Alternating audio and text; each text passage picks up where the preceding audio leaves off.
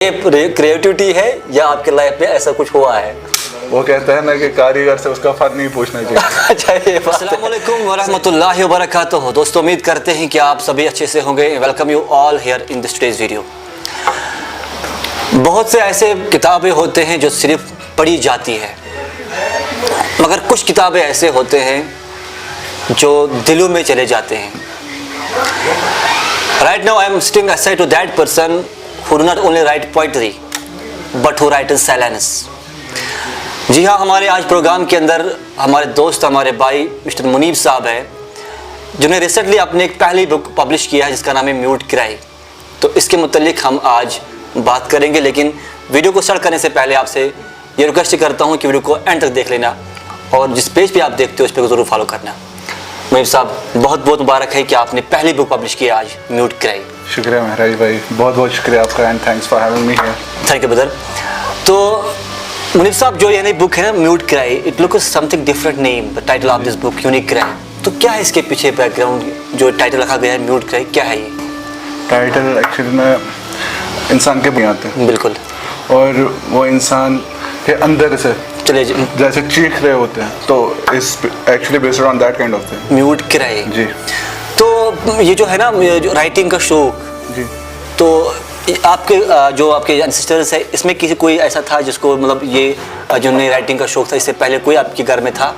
जी, मेरे बहुत से एंसेस्टर्स ऐसे थे कि जिनको शौक था लिखने का, लेकिन वो उतने रिनाउंड नहीं है, ठीक, वो अपनी लेवल पे लिखते थे। अच्छा, ये बताइए, क्या मुनीब साहब कौन सा ऐसा मेन इंस्पिरेशन जिसको देखने के बाद आपने सोचा कि नहीं, मेरा भी शौक बढ़ गया है कि मैं भी कुछ लिखूं, तहरीर करूं? जी, कोई इंस्पिरेशन है आपका? इंस्पिरेशन तो बहुत सी हैं, जो खास करके रसूल मीर साहब और अहमद फराज साहब, उनसे मैं बहुत मुतासिर। रसूल मीर साहब, तो हम तो उसी टाउन से बिलोंग करते हैं ना जी, बिल्कुल, टाउन ऑफ पोएट्स। बेसिकली मैं बताना चाहता हूँ कि हम जो बिलोंग करते हैं तहसील डोरू जो है टाउन ऑफ पोएट्स। रसूल मीर उन्होंने कहा कि वो उनका इंस्पिरेशन है।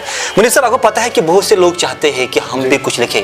जी बिल्कुल, हर एक का शौक होता है कुछ राइट करना, या किसी के लाइफ के अंदर कुछ ऐसा इंसिडेंट होता है वो फिर लिखना चाहते हैं मगर लिख नहीं पाते हैं। आपने किस तरीके से स्टार्ट बुक को किया और अकम्प्लिश भी अच्छी तरीके से किया? कैसा, कौन स्ट्रेटजी आपने यूज़ किया इसमें? महराज भाई, स्ट्रेटजी मेरे हिसाब से बहुत सिंपल है इस चीज़ के रिगार्डिंग। सबसे पहली चीज़, इंसान को वो लिखना स्टार्ट करना चाहिए। वो कहते हैं ना कि जब इंसान अपना एक कदम बढ़ाता है तो रास्ता खुद ब खुद दिखता है, खुद ब खुद निकलता है जी। तो दैट्स द थिंग। कब से स्टार्ट किया आपने ये बुक?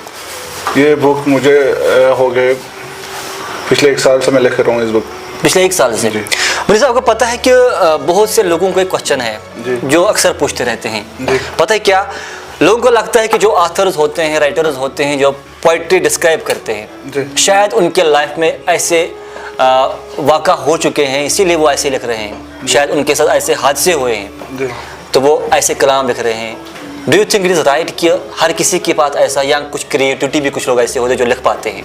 जी बिल्कुल। एक्चुअल में ये जो पोइट वर्ड है, इसको डिस्क्राइब करना इतना आसान नहीं है। जी, एग्जैक्टली।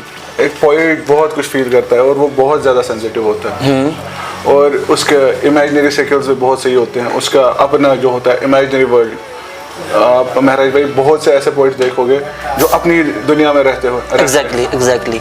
अगर आप किसी से भी मिलोगे तो आपको लगेगा। आप ये मानते हो कि ज़रूरी नहीं है कि जिसके साथ लाइफ में कुछ हादसा हुआ तो तभी वो लिख रहे हैं जी, या क्रिएटिविटी भी डिपेंड करता है?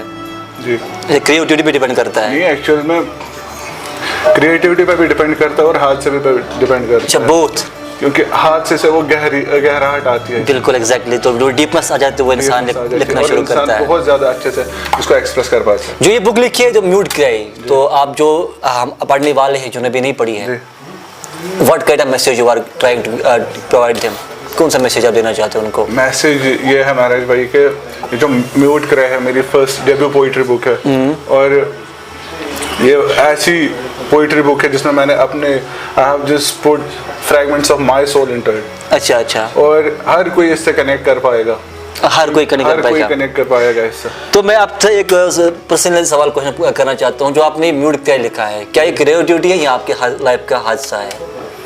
यहाँ पे तो रियलिटी जवाब देना पड़ेगा आपको। क्या ये क्रिएटिविटी है या आपके लाइफ में ऐसा कुछ हुआ है? वो कहता है ना कि कारीगर से उसका फन नहीं पूछना चाहिए। अच्छा, ये बात है। सही सही सही। तो आप ये बताइए मुनीब साहब, जो अभी रीडर्स है ना, उन्होंने अभी इस बुक को नहीं पढ़ी है, कभी कभी वो भी सुनना चाहते हैं ऑथर से कि कभी ऐसा आपको हुआ है कि आप चाहते नहीं गिव अप करना चाहिए, कुछ परेशानी, अब इसको मजीद हम ऐड नहीं करना चाहते, कभी ऐसा हुआ जब लिखते रहे थे?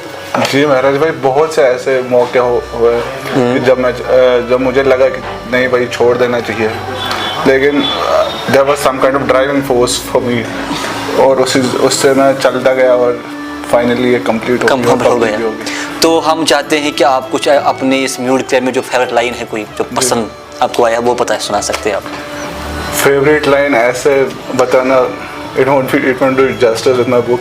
फेवरेट लाइंस तो बहुत सी हैं, लेकिन कुछ लाइन होती है ना, हर किसी को पसंद आता है अपने लाइन कोई, तो वो आपको पसंद है कोई जो फेवरेट है आपके लिए? जी, फेवरेट लाइन है एक, एक्चुअल में फेवरेट भी नहीं है, लेकिन one of my best lines ये है कि to be in love with your cloud is to drink from an eternal well. To be drink from an eternal well. To drink from an eternal well that never turns dry. Oh, exactly. बहुत अच्छी बात है ये। तो अब ये जो हमारे व्यूअर्स भी ये म्यूट क्राई, जो आपके दोस्त भी होंगे जो हमारे सुन रहे होंगे, तो उनको ये कहाँ से मिल सकता है, वो अगर वो रीड इसको करना चाहते हैं? जी, मेरी जो बुक है ये ऑनलाइन प्लेटफॉर्म्स पे अवेलेबल है, अमेज़ॉन पे अवेलेबल है और ई बुक्स पे भी अवेलेबल है, ये वहाँ पर भी अवेलेबल है। तो मज़ीद लिखना चाहते हो, आगे क्या फ्यूचर का प्लान है कि बुक इसको आगे बढ़ाना है, या क्या हाँ देखना चाहते हो खुद को आगे इस प्रोफेशन में? महाराज भाई, अभी तो इब्तिदा ही है, आगाज़ इश्क है अभी।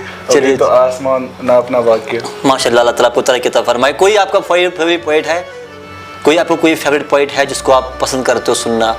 रसूल मिल के अलावा तो हमारा अपना टाउन ऑफ पोइट्स से बिलोंग करते हैं, तो वो उसके अलावा कोई है जिसको आप सुनना चाहते हो, पसंद करते हो? पोइट्स तो मैं बहुत पोइट्स को मैं सुनता हूँ। अहमद फराज साहब हैं, जॉन एलिया साहब को भी कभी कभार सुनते हैं। अच्छा, कोई दूसरा किसी का? गालिब साहब भी। चलिए ठीक है। तो अब लास्ट जो क्वेश्चन मैं आपसे पूछना चाहता हूँ वो ये कि अगर आपकी जो वर्ड्स है जो आपने लिखा है, चाहे वो लोगों के दिलों में उतर जाए या ना उतर जाए, तब भी लिखोगे आप? बहुत मुश्किल सवाल पूछ लिया। अगर कोई चीज़ लोगों के दिलों में नहीं उतरा तो क्या करोगे? तब रुक जाओगे या मज़ीद लिखते रहोगे? नहीं, लिखना तो कंटिन्यूस करूँगा मैं। I will continuously try to write my poetry, and because I don't write in order to be famous, or I don't write to impress. Then what is the main purpose of this writing? I write only to say truth to myself. अच्छा, to myself. खुद को सच्चाई। चलिए माशाल्लाह। तो बहुत हम दुआ करते हैं कि आप भी इस प्रोफेशन में आगे आपको मज़ीद अल्लाह ताला की अता फरमाए।